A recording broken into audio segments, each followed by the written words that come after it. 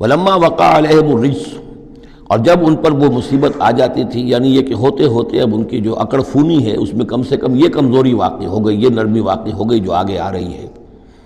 ولما وقع علیہم الرجس، جب ان پر وہ عذاب آتا تھا، قالوا یا موسیٰ، تو وہ حضرت موسیٰ سے کہتے تھے، ادع لنا ربک بما عہد عندک، اپنے رب کو پکارو، دعا کرو جو تمہارا اس سے قول و قرار ہے، تمہارا عہد ہے اس کے ساتھ،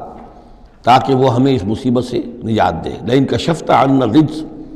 اگر اس نے ہم سے اس عذاب کو ہٹا دیا، کھول دیا،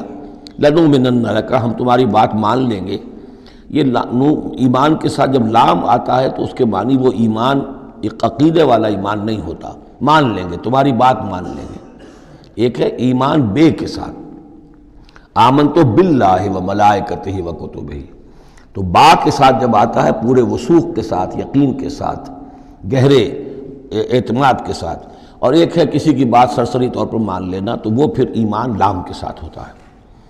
لنؤمنن لک، ہم آپ کی بات مان لیں گے، وَلَنُرْسِلَنَّ مَعَكَ بنی اسرائیل، اور آپ کے ساتھ ہم بنی اسرائیل کو اس ملک سے جانے دیں گے۔ اصل میں وہ کیوں نہیں جانے دینا چاہتے تھے؟ اس لیے کہ ان کے لیے وہ بڑی ہی چیپ لیبر تھی، ان کے غلاموں کی حیثیت تھی، اور بڑے بڑے بھاری کام ان سے کرواتے تھے۔ احرام مصر کی تعمیر میں نہ معلوم کتنے اسرائیلیوں کی ہڈیاں جو ہیں وہ دفن ہیں، بڑی بڑی چٹانیں جو ہیں وہ جب اوپر کھینچی جاتی تھی، یعنی کوئی گرتی تھی